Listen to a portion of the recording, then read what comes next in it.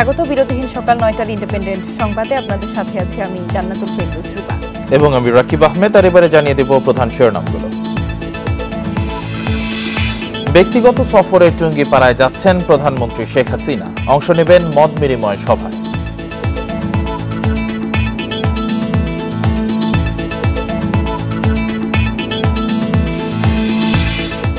ঢাকায় যুক্তরাষ্ট্রের পরবর্তী রাষ্ট্রদূত হচ্ছেন ডেভিড মিল, অনুমোদনের জন্য সিনেটে পাঠাচ্ছে বাইডেন প্রশাসন।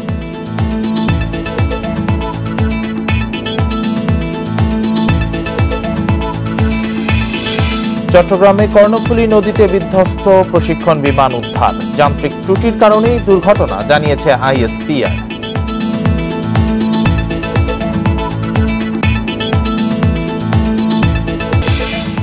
শিরোনামের পর এবার বিস্তারিত। ব্যক্তিগত সফরে গোপালগঞ্জের টুঙ্গিপাড়ায় যাচ্ছেন প্রধানমন্ত্রী শেখ হাসিনা। সকালে ৭টায় গণভবন থেকে সড়ক পথে টুঙ্গিপাড়ার উদ্দেশ্যে রওনা হয়েছেন তিনি। টুঙ্গিপাড়ায় পৌঁছে জাতির পিতা বঙ্গবন্ধু শেখ মুজিবুর রহমানের সমাধিতে শ্রদ্ধা এবং বিশেষ মোনাজাতে অংশ নেবেন প্রধানমন্ত্রী শেখ হাসিনা। সফরে তিনি টুঙ্গিপাড়ার দারিয়ারকুল সমবায় সমিতির সদস্যদের সাথে মত বিনিময় করবেন এবং তাদের মাঝে কৃষি যন্ত্রপাতি বিতরণ করবেন। প্রধানমন্ত্রীর আগমন উপলক্ষে বৃহস্পতিবার থেকে বঙ্গবন্ধুর সমাধি সৌধ কমপ্লেক্সে দর্শনার্থীদের প্রবেশ বন্ধ রাখা হয়েছে। নেওয়া হয়েছে বিশেষ নিরাপত্তা ব্যবস্থা।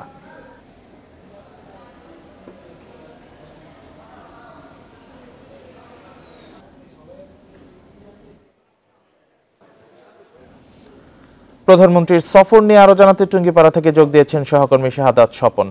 স্বপন, এটি একেবারেই প্রধানমন্ত্রীর ব্যক্তিগত সফর। প্রধানমন্ত্রী ৭টায় রওনা দিয়েছেন, কখন নাগাদ পৌঁছাতে পারেন আর সফরে কি কি কর্মসূচি রয়েছে তার?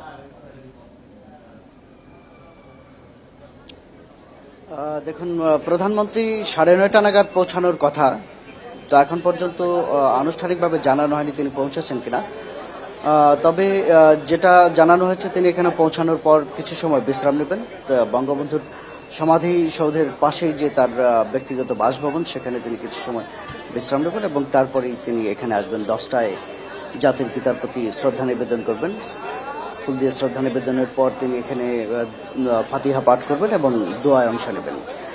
এরপর প্রধানমন্ত্রী শেখ হাসিনার আরেকটি কর্মসূচি রয়েছে আজকে টুঙ্গিপাড়া উপজেলা আওয়ামী লীগের কার্যালয়ে। সেখানে দারিয়াকুল গ্রাম উন্নয়ন সমিতির সদস্যদের সাথে মতবিনিময় করবেন। আমরা দেখে এসেছি সেখানেও প্রস্তুতি রাখা হয়েছে এবং সমিতির যে সদস্যরা আছেন তারা ইতিমধ্যে সেখানে অবস্থান করছেন এবং তারা অপেক্ষায় আছেন প্রধানমন্ত্রী শেখ হাসিনার আসলে সেখানে মতবিনিময় হবে এবং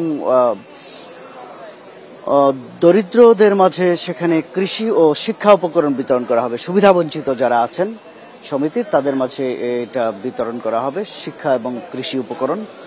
এবং এরপর আজকে 12:15টায় প্রধানমন্ত্রী শেখ হাসিনা স্থানীয় যে মডেল মসজিদ আছে, মডেল মসজিদ এবং সাংস্কৃতিক কেন্দ্র, সেইটি পরিদর্শন করবেন এবং এর মধ্য দিয়েই তার আজকের এই ছোট্ট কর্মসূচি শেষ হবে টুঙ্গিপাড়ায় এবং এরপর তিনি অবস্থান করবেন তার বাসভবনে। সেখানে হয়তো তার আত্মীয় পরিজন যারা আছেন, যেহেতু এখানে তিনি আসলে এখানে তার আত্মীয় স্বজন চারপাশেই আছে, তারা হয়তো তার সাথে দেখা করার সুযোগ পাবেন, তাদের সাথে কিছু সময় তিনি থাকবেন এবং আজকে বিকেল 5টায় ঢাকার উদ্দেশ্যে টুঙ্গিপাড়া ছাড়বেন প্রধানমন্ত্রী শেখ হাসিনা। এতটুকুই কর্মসূচি। ধারণা করা হচ্ছে যে আজকে যে 11টায় যে কর্মসূচিটি আছে স্থানীয় টুঙ্গিপাড়া উপজেলা আওয়ামী লীগের কার্যালয়ে দারিয়াকুল পল্লী উন্নয়ন গ্রাম উন্নয়ন সমিতির যে মতবিনিময় সভা, সেখানে প্রধানমন্ত্রী শেখ হাসিনা বক্তব্য রাখতে পারেন। সেখান থেকে যদি বক্তব্য রাখেন, সেক্ষেত্রে তার যে দিক নির্দেশনা, সেই দিক নির্দেশনাগুলো সেখান থেকে পাওয়া যাবে। তো এর মধ্য দিয়ে কিন্তু প্রধানমন্ত্রী শেখ হাসিনার আজকের এই কর্মসূচি শেষ হবে এবং বিকেল 5টায় তিনি ঢাকার উদ্দেশ্যে টুঙ্গিপাড়া ছাড়বেন। এখানে কিন্তু সব ধরনের প্রস্তুতি শেষ করে রাখা হয়েছে। যে বঙ্গবন্ধু জাতির পিতার যে সমাধিসৌধ কমপ্লেক্স, এটি তো প্রস্তুত আছেই। টুঙ্গিপাড়ার প্রতিটি সড়কে কিন্তু কড়া নিরাপত্তার ব্যবস্থা রাখা হয়েছে, যেটি প্রধানমন্ত্রী শেখ হাসিনা আসার আগে যেরকম প্রস্তুতি রাখা হয় সেরকম প্রস্তুতি রাখা হয়েছে। তো এই ছিল আমার কাছে জাতির পিতার সমাধিসৌধ প্রাঙ্গণ থেকে প্রধানমন্ত্রী শেখ হাসিনার আগমনের আগের এ পর্যায়ের শেষ খবর। প্রধানমন্ত্রী টুঙ্গিপাড়া সফর নিয়ে জানাচ্ছিলেন সহকর্মী শাহাদাত স্বপন। কৃষি জমিতে সেচ নির্বিঘ্ন রাখতে প্রয়োজনে গুলশান বনানীর মতো অভিজাত এলাকায় লোডশেডিং হবে।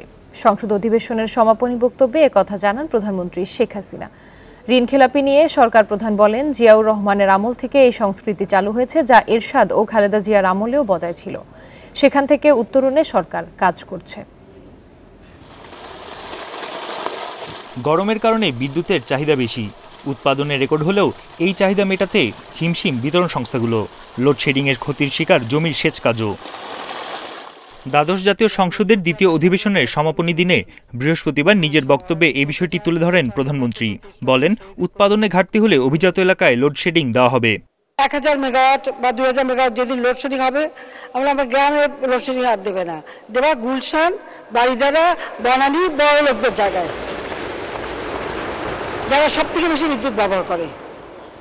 বাড়িতে লিফট, বাড়িতে টেলিভিশন, বাড়িতে এয়ার কন্ডিশন, তো তারা একটু 2 ঘন্টা করে দিলে আমার কিন্তু অনেক সাশ্রয় হয়, আমার কৃষকের আর অভাব হবে না। এখন তো সেটাই করবে। এটা মন্ত্রীকে, প্রতিমন্ত্রীকে বলছেন, তুমি যেখানে থাকো ওইখানে লোডশেডিং দেখতে চাই। প্রধানমন্ত্রী বলেন, জিয়াউর রহমানের শাসনের সময় দেশে ঋণখেলাপির সংস্কৃতি চালু হয়। অন্য সরকারের সময়ও তা বহাল থাকে। তবে এ থেকে বের হতে চায় বর্তমান সরকার।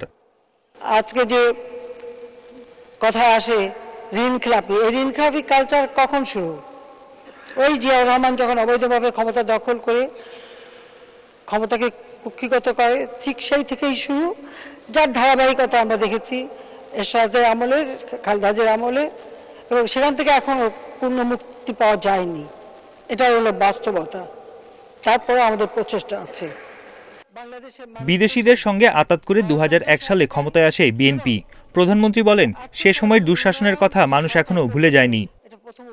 কি করে বলে যে ইলেকশন করবে না, বা ইলেকশন হয় না, বা ইলেকশন নিয়ে প্রশ্নবিদ্ধ করার চেষ্টা করে? তারা তো করেনি, এই জন্য তারা জানে যে ইলেকশন করলে জনগণ তাদের ভোট দেবে না। কারণ ওই 2001 থেকে 2006-এর ক্ষত মানুষের মন থেকে মুছে যায়নি, বা জিয়াউর রহমান সে অপকর্ম মুছে যায়নি। অর্থনৈতিক সংকট থেকে উত্তরণের জন্য সবাইকে উৎপাদনমুখী হওয়ার আহ্বান জানান প্রধানমন্ত্রী। একটা দেশের উন্নয়ন করতে হলে সবথেকে বন ইবনে কামাল, ইন্ডিপেন্ডেন্ট নিউজ, ঢাকা। বেসরকারি বিদ্যুৎ কেন্দ্রগুলোকে বসিয়ে রেখে টাকা দেওয়ার জন্য গ্রাহক পর্যায়ে দাম বাড়ানো হচ্ছে, এ মন্তব্য করেছেন সংসদের বিরোধী দলীয় নেতা জিএম কাদের। দ্বাদশ সংসদের দ্বিতীয় অধিবেশনের সমাপনী দিনের বক্তব্যে এই মন্তব্য করেন তিনি। জিএম কাদের বলেন, চাহিদার চেয়ে 10,000 মেগাওয়াট বেশি উৎপাদনের সক্ষমতা আছে, তবুও লোডশেডিং হচ্ছে। বিদ্যুৎ খাত উন্নত করার অনেক উদ্যোগ নেওয়া হয়েছে, এখন মূল্যায়নের সময় এসেছে। তিনি বলেন, জ্বালানি থেকে বিদ্যুৎ উৎপাদনকারী অনেক কোম্পানি উৎপাদন করছে না, অথচ তাদের ক্যাপাসিটি চার্জ দেয়া হচ্ছে। এই চার্জ না দিয়ে বিদ্যুতে বিনিয়োগ আনা যায় কিনা সে চেষ্টা কখনো করা হয়নি বলেও অভিযোগ করেন তিনি। সরকার তাদের দায়মুক্তি দিতে আইন করেছে বলেও অভিযোগ করেন কাদের। এবার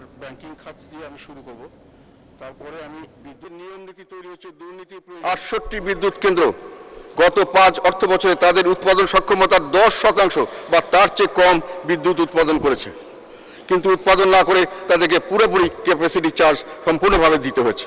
সত্যিকার অর্থে এই বিদ্যুৎ কেন্দ্রগুলি কি সচল ছিল কোনো সময়, বা সচল অবস্থায় আছে এখনো? অনেকে ঠাট্টা ছলে বলেন অনেক সময় যে কোনো খেলনা কেন্দ্রে বসিয়ে দেওয়া হয়েছে, যেহেতু না চালিয়ে বিদ্যুৎ উৎপাদন না করে পয়সা পাওয়া যায়, তো বিদ্যুৎ কেন্দ্রের দরকার কি?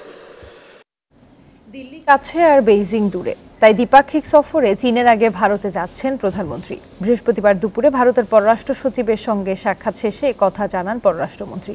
এদিকে চীনকে টেক্কা দিয়ে তিস্তা বহুমুখী প্রকল্পেও অর্থায়নে আগ্রহী ভারত। এছাড়া নেপাল থেকে জলবিদ্যুৎ আমদানিতে ভারতের ভূমি ব্যবহারের সম্মতি দিয়েছে নয়াদিল্লি। ভারতের লোকসভা নির্বাচনের মধ্যেই ঢাকায় ভারতের পররাষ্ট্র সচিব বিনয় মোহন কোয়াত্রা বৃহস্পতিবার সকালে গণভবনে প্রধানমন্ত্রীর সঙ্গে সাক্ষাৎ করে দিল্লি সফরের আমন্ত্রণ জানান তিনি। পরে পররাষ্ট্রমন্ত্রীর সঙ্গে সৌজন্য সাক্ষাৎ করেন ভারতের পররাষ্ট্র সচিব। ঘণ্টাখানেকের আলোচনা শেষে পররাষ্ট্রমন্ত্রী জানান, তিস্তা বহুমুখী প্রকল্পে অর্থায়ন করতে চায় ভারত। এছাড়া নেপাল ও ভুটান থেকে জলবিদ্যুৎ আমদানির ক্ষেত্রে ভারতের ভূমি ব্যবহারে অনাপত্তি মিলেছে বলে জানান পররাষ্ট্রমন্ত্রী।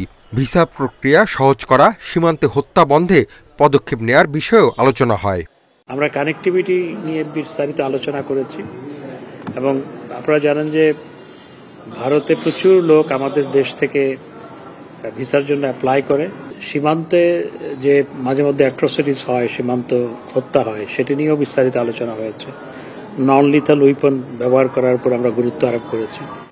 এদিকে বিকেলে পররাষ্ট্র সচিবের সাথে সৌজন্য সাক্ষাৎ করে যুক্তরাষ্ট্রের একটি প্রতিনিধি দল। সচিব জানান, বাংলাদেশের সাথে সম্পর্ক এগিয়ে নিতে চায় সবাই। তারই অংশ হিসেবে যুক্তরাষ্ট্রের দক্ষিণ ও মধ্য এশিয়া বিষয়ক সহকারী পররাষ্ট্রমন্ত্রী ডোনাল্ড লু ঢাকায় আসছেন। সব ধরনের এলিমেন্টসই থাকবে আমাদের পারস্পরিক সম্পর্কের যে পলিটিক্যাল বিষয়গুলো আছে বা ইকোনমিক বিষয়গুলো আছে বা ইভেন সিকিউরিটি বিষয়গুলো আছে, সবগুলো নিয়ে আলোচনা হবে, প্লাস রোহিঙ্গা বিষয়টা। এ সফরে ঢাকা ওয়াশিংটন সম্পর্ক আরও জোরদার হবে বলে মনে করেন পররাষ্ট্র সচিব। Safe and secure and stable border. Hasif Mahmud Shah, independent news, Dhaka. ঢাকায় যুক্তরাষ্ট্রের পরবর্তী রাষ্ট্রদূত হিসেবে ডেভিড স্লেটন মিলকে মনোনয়ন দিয়েছেন দেশটির প্রেসিডেন্ট জো বাইডেন। বৃহস্পতিবার রাতে এ তথ্য নিশ্চিত করেছে হোয়াইট হাউস। এতে বর্তমান রাষ্ট্রদূত পিটার হাসের স্থলাভিষিক্ত হবেন ডেভিড স্লেটন মিল। হোয়াইট হাউসের তথ্যানুসারে ডেভিড প্রায় 10 বছর আগে ঢাকায় মার্কিন মিশন উপপ্রধান ছিলেন। বর্তমানে চীনের বেইজিংয়ে মার্কিন দূতাবাসের ডেপুটি চিফ অফ মিশন হিসেবে রয়েছেন। সেখানে তিনি অন্তর্বর্তীকালীন চার্জ দ্য অ্যাফেয়ার্স হিসেবেও দায়িত্ব পালন করেছেন। এর আগে ইউক্রেনের কিয়েভে মার্কিন দূতাবাসে অর্থনৈতিক বিষয়ক পরামর্শদাতা ছাড়াও হংকং, তাইওয়ান, গিনি, ওয়াশিংটনে নানা দায়িত্ব পালন করেছেন।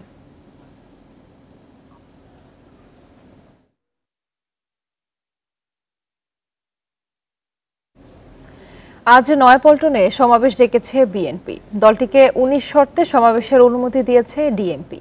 এর আগে ঢাকা মহানগর দক্ষিণ বিএনপির আহ্বায়ক আব্দুস সালাম জানান, সমাবেশ ও মিছিলের অনুমতির বিষয়ে ডিএমপি ইতিবাচক। তিনি মনে করেন, শুক্রবার ছুটির দিন হওয়ায় ট্রাফিক নিয়ে কোনো সমস্যা হবে না।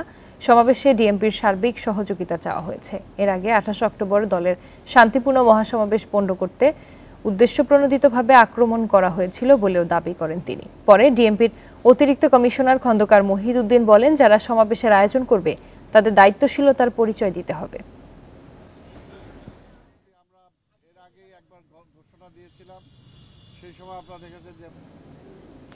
চট্টগ্রামে বিধ্বস্ত বিমান বাহিনীর প্রশিক্ষণ বিমানটি 11 ঘন্টা পর উদ্ধার করা হয়েছে।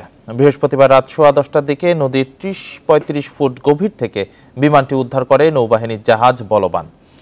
বৃহস্পতিবার সকাল 10:30টার দিকে চট্টগ্রামের জহুরুল হক ঘাঁটি থেকে উড্ডয়নের কিছুক্ষণ পর আগুন ধরে যায় প্রশিক্ষণ বিমানটিতে। এরপরই এটি কর্ণফুলী নদীতে পড়ে যায়। দুর্ঘটনার কারণ উদ্ঘাটনের জন্য বিমান বাহিনীর উচ্চ পর্যায়ের একটি তদন্ত কমিটি গঠন করা হয়েছে। প্রশিক্ষণ বিমানটি বিধ্বস্ত হয়ে মারা গেছেন স্কোয়াড্রন লিডার মোহাম্মদ আসিম জাওয়াদ। আহত হয়েছেন উইং কমান্ডার সোহান হাসান খান। দুর্ঘটনায় নিহত পাইলট আসিম জাওয়াদকে দুপুরে মানিকগঞ্জে দাফন করা হবে।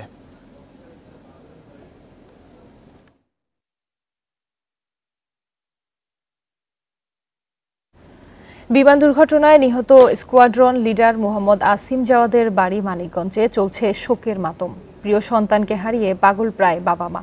স্বজনেরা জানান, ছোট থেকেই মেধাবী আসিম স্বপ্ন দেখতেন বিমান বাহিনীর পাইলট হওয়ার। পাইলট হওয়ার স্বপ্ন পূরণ হলেও মাঝপথে একটি দুর্ঘটনা এলোমেলো করে দিয়েছে পুরো পরিবারকে। একমাত্র ছেলেকে হারিয়ে পাগল প্রায় স্বজনরা। বৃহস্পতিবার চট্টগ্রামে প্রশিক্ষণ বিমান দুর্ঘটনায় মারা যান পাইলট আসিম জাওয়াদ। এই খবর ছড়ানোর পরই তার জন্মস্থান মানিকগঞ্জে নেমে আসে শোকের ছায়া। ওর স্মৃতির কথা আমার ভুলার না, মানে এরকম ছেলে পাওয়া বড় খালি তাই না, বাংলাদেশ সরকারও মনে হয় একটা বিশাল বড় একটা প্রতিভা হারাইলো। স্বজনরা জানান, ছোট থেকেই লেখাপড়ায় তুখর মেধাবী ছিলেন আসিম। পাইলট হওয়ার স্বপ্ন তখন থেকেই, তা পূরণ হলেও মাত্র 14 বছরেই তা থেমে গেল। জীবনে কোনো দিন দ্বিতীয় হয় নাই।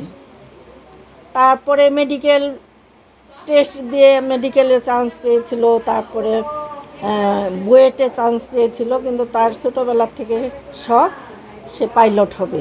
চায়নাতে, রাশিয়াতে, ইন্ডিয়াতে যতগুলা ট্রেনিং হয়েছে সব ট্রেনিংয়েও ফার্স্ট হয়েছিল। 1992 সালে মানিকগঞ্জের সাটুরিয়া থানার গোপালপুর গ্রামে জন্ম আসিম জাওয়াদের। 2010 সালে যোগ দেন বিমান বাহিনীতে। এ সময় ক্যাডেটদের সর্বোচ্চ সম্মান সোর্ড অব অনার, পেশাদারি দক্ষতা ও সাফল্যের স্বীকৃতিস্বরূপ বিমান বাহিনী প্রধান ট্রফি, মফিজ ট্রফি, ভারতীয় বিমান বাহিনীর কোর্সে অংশ নিয়ে chief of air stuffs trophy of best in fly অর্জন করেন। এছাড়া দেশে বিদেশে পেশাগত বিভিন্ন কোর্সে অংশ নিয়ে মেধা ও দক্ষতার পরিচয় দেন তিনি। Independent news. সরকারি নানা দপ্তরে পদ খালি প্রায় 5 লাখ, অথচ প্রতি বছরই বাড়ছে বেকারত্বের হার।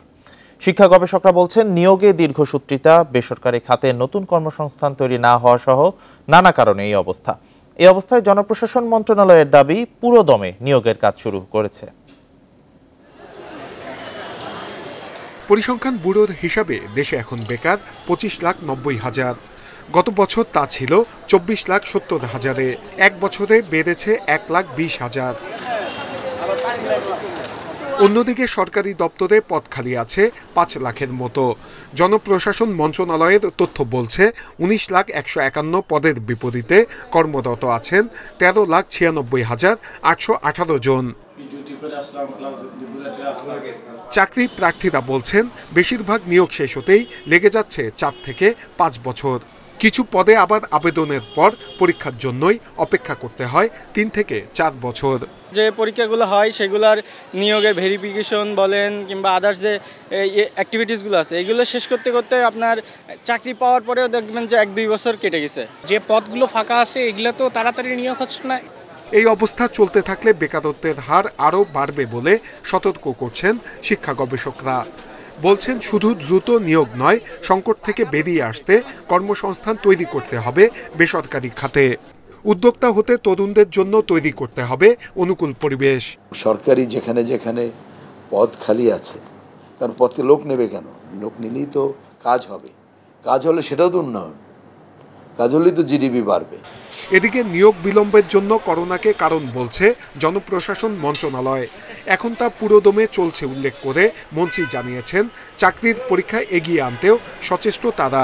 সরকারি যে শূন্য পদগুলো আছে যথাযথ সময়ের মধ্যে শূন্য পদগুলো পূরণ করে আমাদের চাকরির ব্যবস্থা করে দেওয়া, এবং সেটি আমরা অত্যন্ত গুরুত্বের সাথে আমরা এটা আমাদের কার্যক্রমের মধ্যে রাখব। এদিকে প্রশ্নপত্র ফাঁস সহ নানা অনিয়মের ভয়ে দীর্ঘদিন পদ খালি থাকার পরও নিয়োগ পরীক্ষা নিচ্ছে না অনেক সরকারি দপ্তর।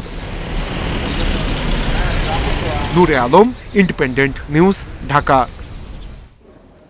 হবিগঞ্জের বানিয়াচংয়ে সিএনজি অটোরিকশা স্ট্যান্ড দখলকে কেন্দ্র করে দুপক্ষের সংঘর্ষে 4 জন নিহত হয়েছেন। আহত হয়েছেন অর্ধশত মানুষ। বৃহস্পতিবার বিকেলে আগুয়া গ্রামের বাজারে এই ঘটনা ঘটে। পুলিশ ও স্থানীয়রা জানায়, স্ট্যান্ডের দখল ঘিরে ম্যানেজার সেলিম মিয়া ও অটোরিকশা চালক কাদির মিয়ার কথা কাটাকাটি হয়। এর জের ধরে দেশীয় অস্ত্র নিয়ে কয়েক দফা সংঘর্ষে জড়ায় দুই পক্ষের লোকজন। ভাঙচুর করে কয়েকটি বাড়ি। সংঘর্ষে ঘটনাস্থলে মারা যান কাদির মিয়া ও সিরাজ মিয়া। গুরুতর অবস্থায় লিলু মিয়াকে সদর হাসপাতালে নেওয়া হলেও বাঁচানো যায়নি। রাতে সদর হাসপাতাল থেকে সিলেট নেয়ার পথে মারা যান আরও একজন। আহতদের বিভিন্ন হাসপাতালে ভর্তি করা হয়েছে। জড়িতদের ধরতে অভিযানে নেমেছে পুলিশ।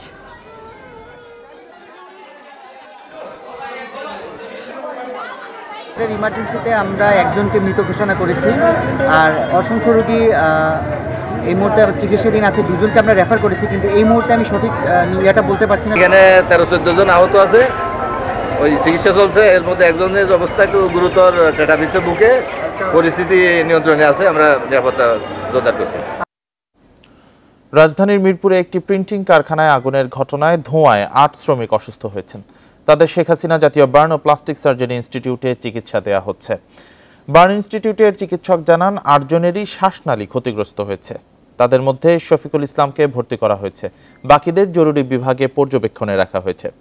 শ্রমিকেরা জানান, গোল্ডেন রেইন নামের কারখানাটিতে বৃহস্পতিবার বিকেলে ওয়েল্ডিংয়ের কাজের সময় আগুন লাগে। শ্রমিকেরা নিজেরাই আগুন নেভান, কিন্তু ধোঁয়ায় অসুস্থ হন তারা। পরে তাদের হাসপাতালে নেওয়া হয়।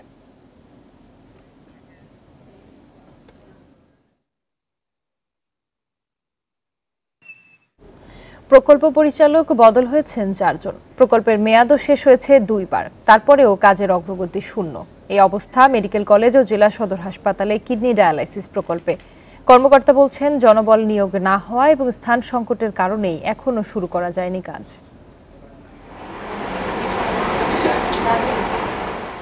দেশে প্রতি বছর প্রায় 50,000 মানুষের কিডনি বিকল হয়। ডায়ালাইসিস করেই বাঁচতে হয় এসব রোগীকে। ডায়ালাইসিস সেন্টারগুলো রাজধানী কেন্দ্রিক হওয়ায় চরম ভোগান্তিতে জেলা পর্যায়ের রোগীরা। এসব রোগীদের ভোগান্তি ও অর্থ ব্যয় কমাতে 2020 সালে অনুমোদন পায় কিডনি ডায়ালাইসিস প্রকল্প। বরাদ্দ প্রায় 300 কোটি টাকা। 15টি মেডিকেল কলেজে 50 বেড করে আর 44টি জেলা সদর হাসপাতালে হবে 10 বেডের ডায়ালাইসিস ইউনিট। ডিস্ট্রিক্ট হসপিটালে 2-1টা ডায়ালাইসিস বিভিন্ন জায়গায় প্রাইভেটলি হচ্ছে, 2-3টা মেশিন করে, সব ডিস্ট্রিক্টেও নাই। সেক্ষেত্রে যদি আমরা অ্যাডিকুয়েট ম্যান পাওয়ার সহ ডায়ালাইসিস সেন্টারতে খুলে তার সব মানে অন্তত 44টি ডিস্ট্রিক্টের লোকজন এই ডায়ালাইসিস সেবা নিতে পারবে। এটা জায়গা যদি অ্যাডিকুয়েট হয় আমরা কমপ্লিট 100% জোনের মধ্যে কমপ্লিট করার একটা প্ল্যান আছে। তৃতীয়বারের মতো বাড়ানো হয়েছে প্রকল্পের মেয়াদ। শেষ করতে হবে 2025 সালের জুনের মধ্যে। কিন্তু 3874 জনবল নিয়োগের বিষয়টি এখনও চূড়ান্ত হয়নি। পাওয়া যাচ্ছে না পর্যাপ্ত জায়গা। অবকাঠামো বুঝে পেলে আমরা তখন ডায়ালাইসিস যন্ত্রপাতি কেনার প্রক্রিয়ার দিকে আগাতে থাকি। ইন দ্য মিন টাইম জনবল নিয়োগ চলতে থাকে। তো মেইনলি অবকাঠামোগুলি অনেকগুলি বাকি আছে আমাদের। জনবলটা আমরা সমস্যা মনে করছি না, সমস্যা মনে করছি লজিস্টিক, স্থাপনা এবং যন্ত্রপাতি ক্রয়, এ দুটো আর কি। কিডনি ডায়ালাইসিস প্রকল্পে 4 বছরে অর্থ ব্যয় হয়েছে 2 লাখ টাকা। Hasan Misbah, independent news, Dhaka. উত্তরবঙ্গের বাণিজ্যিক শহর হিসেবে খ্যাত বগুড়ায় পেশার সূত্রে আশেপাশের জেলাসহ বিভিন্ন প্রান্ত থেকে আসেন অনেকে। শহরে নিম্নবিত্ত পরিবারের জন্য একটি শিশু দিবাযত্ন কেন্দ্র থাকলেও অন্যদের সে সুযোগ না থাকায় কর্মজীবী অনেক নারীকে পড়তে হয় ভোগান্তিতে। তাদের দাবি শহরে আরও শিশু দিবাযত্ন কেন্দ্র স্থাপনের। বগুড়া সদর থানার পুলিশ কর্মকর্তা জীবন্নেসার 10 বছরের মেয়েকে স্কুল শেষে থাকতে হয় তার অফিসে। সন্তানের নিরাপত্তা ভাবনায় মেয়েকে সাথেই রাখেন এই মা। আরও কয়েকজন কর্মকর্তারও একই অবস্থা। থানার ভেতরেই ঘুরে ঘুরে সময় কাটে এসব শিশুদের। আমি চাই প্রত্যেকটি প্রতিষ্ঠান যেন সন্তান বান্ধব হয়। আমরা যখন বাড়ি থাকি কিন্তু আমাদের মন খুব অসহায়ত্ব বোধ করে যে আমার সন্তানটা বাসায় নিরাপদ কিনা। এমন সমস্যা জেলায় কর্মজীবী বেশিরভাগ নারীদের। তারা বলছেন পরিবারের আপন কেউ কাছে না থাকায় সাহায্যকারীর কাছে সন্তানকে রেখে প্রতিটি মুহূর্ত কাটে উদ্বেগ উৎকণ্ঠায়। ডে কেয়ার ফ্যাসিলিটিটা হলে আমরা বাচ্চাকে নিয়ে আর এক্সট্রা চিন্তাটা থাকতো না, অথবা কাজ ছাড়ার কথা আমরা কখনো মনে করতাম না। এটা আমরা ফিল করি যে আমরা যেখানে কর্মক্ষেত্রে কাজ করছি, আমার বাচ্চা না হয়ে একটু বড় হয়ে গিয়েছে, কিন্তু একেবারেই ছোট যখন থাকে তো ছোট বেবিদেরকে কিন্তু আসলে একটু কাছাকাছি থাকলে এটি একটু নিজের জন্য কমফোর্ট ফিল হয়। বগুড়া জেলাতে 2011 সালে কর্মজীবী নারীর সংখ্যা ছিল প্রায় 38,000। বর্তমানে যা দাঁড়িয়েছে 1,46,878 জনে। এই অবস্থায় শিশু দিবাযত্ন কেন্দ্র গড়ে তোলা জরুরি বলে মনে করে মহিলা বিষয়ক অধিদপ্তর। মহিলা বিষয়ক অধিদপ্তর মাননীয় মহাপরিচালক সুযোগ হলে আমাদের মাননীয় সচিব মহোদয় এবং মাননীয় প্রতিমন্ত্রী মহোদয়ের কাছে প্লেস করব, এবং এটা সময়ের দাবি এবং এটার সাথে আমি সম্পূর্ণ একমত। কারণ আমরা মায়েদের বা নারীদের ক্ষমতায়নের জন্যই কাজ করছি, এটাও কিন্তু ক্ষমতায়নেরই একটা অংশ। মহিলা বিষয়ক অধিদপ্তরের তত্ত্বাবধানে নিম্ন আয়ের নারীদের জন্য শহরে একটি মাত্র ডে কেয়ার থাকলেও তা যথেষ্ট নয় বলছেন ভুক্তভোগীরা। জজিফ হোসেন, ইন্ডিপেন্ডেন্ট নিউজ, বগুড়া।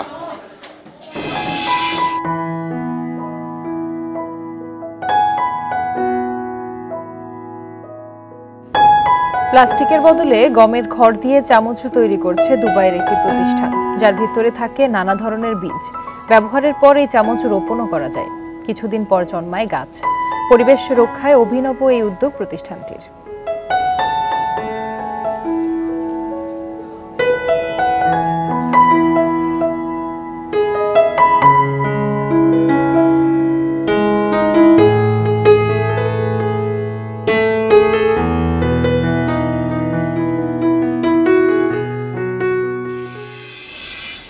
এ নিয়ে বিস্তারিত প্রতিবেদন থাকছে সংবাদের শেষ অংশে। চলে যাচ্ছি পরবর্তী সংবাদে। বাজারে মাছ, মাংস, ডিমের সঙ্গে বেড়েছে সবজির দাম। চাল, ডাল, আটা, ময়দা, চিনি ও তেলের দামও চড়া। সব মিলিয়ে নিত্যপণ্যের বাজারে ক্রেতাদের মিলছে না স্বস্তি। নিত্যপণ্যের দাম নিয়ে আরও জানাতে ঢাকা ও চট্টগ্রাম থেকে যোগ দিচ্ছেন আমাদের সহকর্মীরা। শুরুতেই রাজধানীর কারওয়ান বাজার থেকে যোগ দিচ্ছেন সহকর্মী শাহিদ আহমেদ। শাহিদ, মুরগির দাম তো আজকেও বাড়তি। আজকের বাজার পরিস্থিতি কেমন দেখছেন, আর অন্য কোনো পণ্যের দাম বেড়েছে কিনা জানাবেন।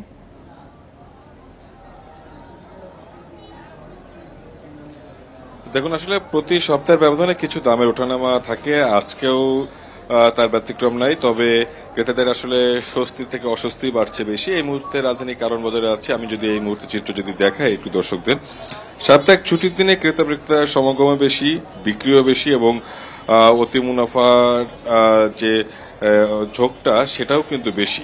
আমি যদি প্রথমে আপনাকে বলি সেক্ষেত্রে আসলে অস্বস্তি বাড়াচ্ছে ক্রেতাদেরকে মুরগি, ডিম, মাছ, মাংস এবং সবজির দাম, অর্থাৎ বেশিরভাগ নিত্যপণ্যের দামই কিন্তু বাড়তি। যে গত সপ্তাহে যে ডিমের ডজন, অর্থাৎ ফার্মের মুরগির ডিমের ডজন 120 থেকে 125 টাকা ডজনে বিক্রি হয়েছিল, সেই মুরগির ডিমটা কিন্তু আজকে 135 থেকে 140 টাকা খুচরা বাজারে বিক্রি হচ্ছে। আর যদি ব্রয়লার মুরগির কথা বলা হয়, তবে গত সপ্তাহের তুলনায় এই সপ্তাহে ব্রয়লার মুরগি খুব বেশি পার্থক্য নাই। গত সপ্তাহে 210-20, আজকেও কিন্তু 210-20 টাকা কেজি দরে বিক্রি হচ্ছে। তবে অনেক খুচরা বাজারে সেটা 230 টাকা কেজি দরেও বিক্রি হচ্ছে।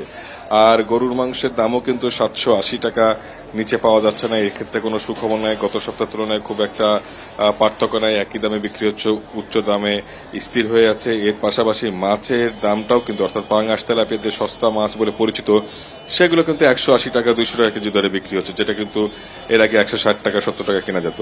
আর সবজির বিষয় কিন্তু যদি বলা হয় সেক্ষেত্রে বেগুনও কিন্তু 80 থেকে 100 টাকা কেজি দরে বিক্রি হচ্ছে। এই দাম বাড়ার কারণটা কি?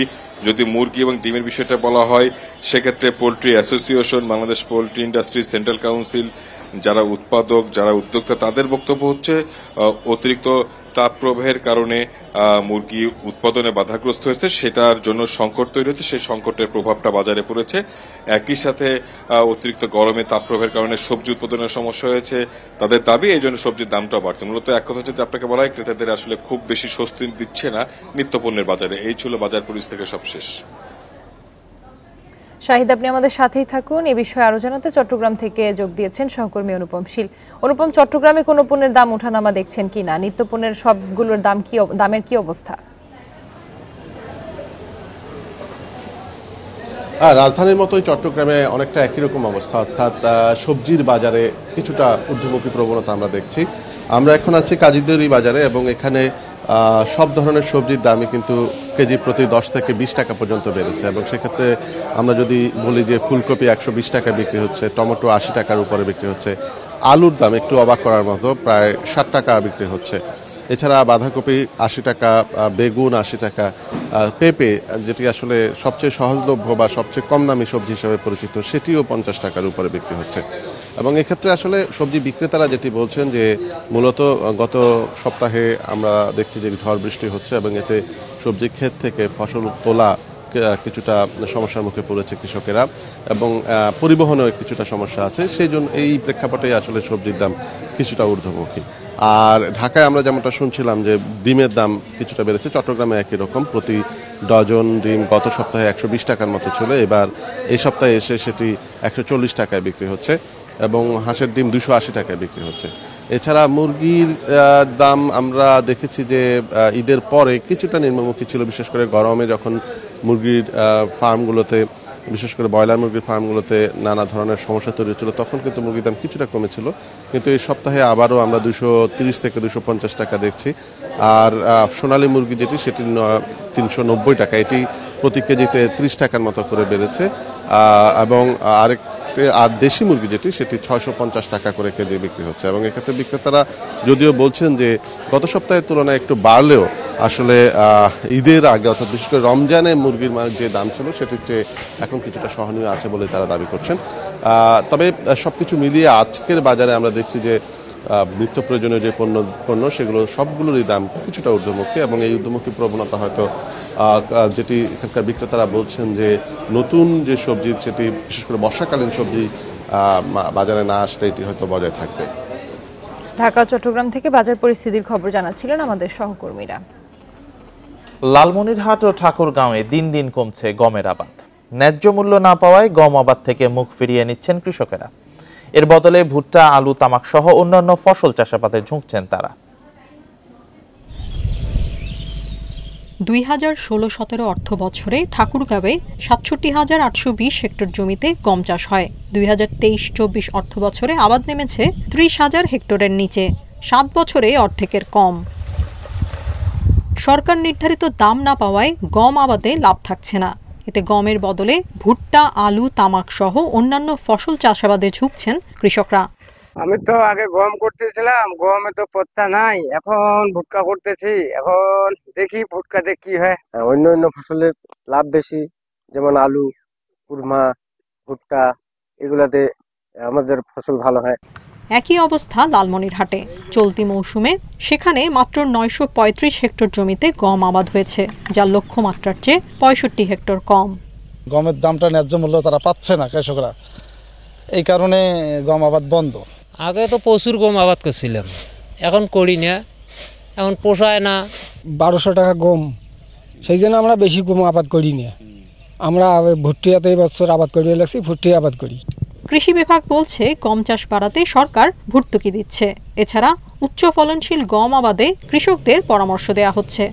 আমাদের গম যেহেতু আমদানি নির্ভর ফসল, সেক্ষেত্রে আমরা কিন্তু গমের উৎপাদনটা যেন ঠিক থাকে সে ব্যাপারে কিন্তু যথাযথ যে প্রচেষ্টা সেটি আমরা কৃষি সম্প্রসারণ অধিদপ্তর চালিয়ে যাচ্ছে। কৃষক পর্যায়ে গুণগত মানসম্পন্ন বীজ উৎপাদনের বিষয়গুলো নিশ্চিত করছি। প্রণোদনার মাধ্যমে আমরা কিছু তাদেরকে হয়তো বীজ এবং সার সহায়তা দিই, প্রদর্শনী করে থাকি। সেগুলোতে আমরা বিনামূল্যে সার, কীটনাশক বা তাদের যে বীজ এগুলো আমরা সরবরাহ করি। দেশে প্রতি বছর গমের চাহিদা রয়েছে 70 লাখ টন, আর উৎপাদন হয় মাত্র 12 lakh ton. Tania Nasrin, independent news.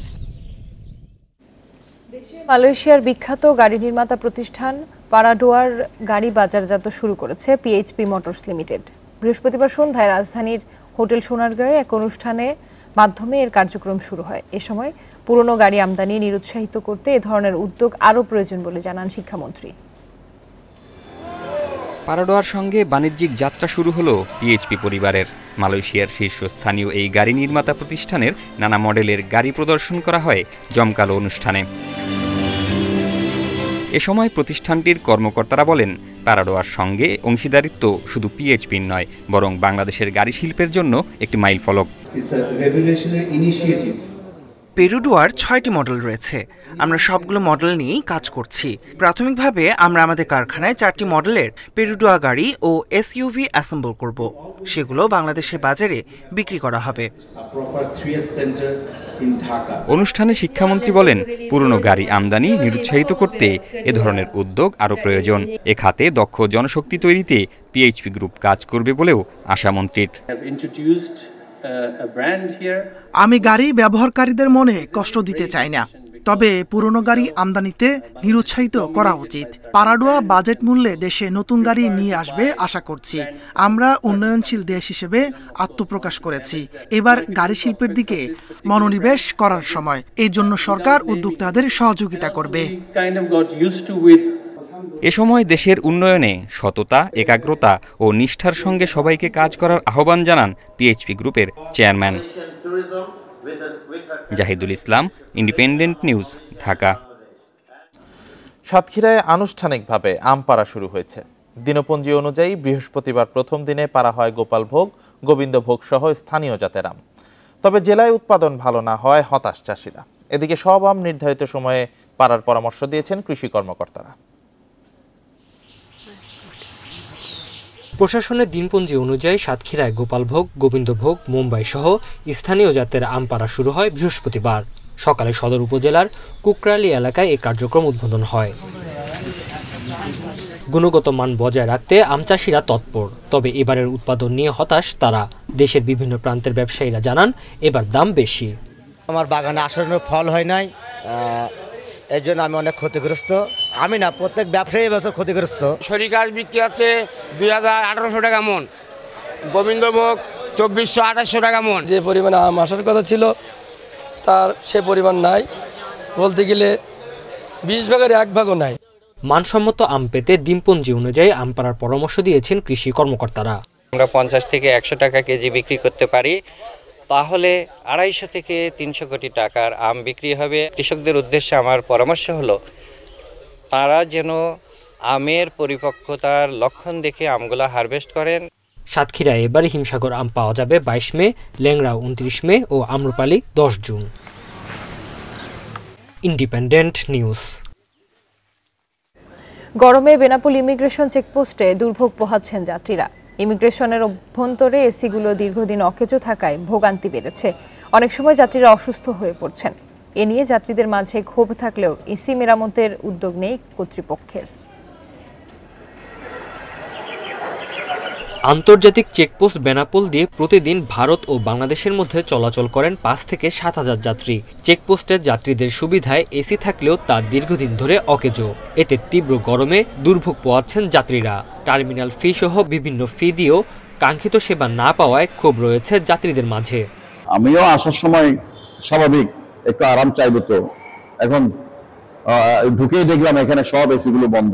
বেরোচ্ছি দেশের থেকে, যে ট্যাক্সগুলো দিচ্ছি আমাদের এগুলো প্রপার জায়গায় ওয়েস্ট হচ্ছে না। একই অভিযোগ ভারতীয় নাগরিকদের। প্রচণ্ড গরমে বেনাপোল ইমিগ্রেশনে কষ্ট পোহাচ্ছেন তারাও। ইন্ডিয়াতে খুব ভালো পরিষেবা, কিন্তু এখানে এসিগুলো দেখছি সবই বন্ধ। আমরা তো আসছি পর্যটক হিসাবেই, যে বাংলাদেশকে ভালোবেসেই আসছি এবং এসে দেখছি, এবং এরাও গরমের মধ্যে কষ্ট করছে। যাত্রীদের সেবায় কর্তৃপক্ষ আন্তরিক উল্লেখ করে বিষয়টি সমাধানে সংশ্লিষ্ট দপ্তরকে অবগত করা হয়েছে বলে জানিয়েছে বন্দর কর্তৃপক্ষ। যাত্রীদের সুবিধার্থে এখানে আমাদের আন্তর্জাতিক প্যাসেঞ্জার টার্মিনালে পর্যাপ্ত লাইট ফ্যান রয়েছে এবং সেখানে এসিও স্থাপিত আছে, এবং প্রয়োজনীয়তা নিরিখে আমাদের ফ্যান, লাইট এবং এসিগুলো সচল রাখা হয়। গরম থেকে রক্ষায় দ্রুত এসি মেরামতের দাবি ভুক্তভোগীদের। Independent news. আর এই ছিল সকাল ৯টার বিরতিহীন ইন্ডিপেন্ডেন্ট সংবাদ। ইন্ডিপেন্ডেন্ট টেলিভিশনের সব খবর বিস্তারিত জানতে চোখ রাখুন ফেসবুক, ইউটিউব, এক্সে। এতক্ষণ সাথে থাকার জন্য সবাইকে ধন্যবাদ।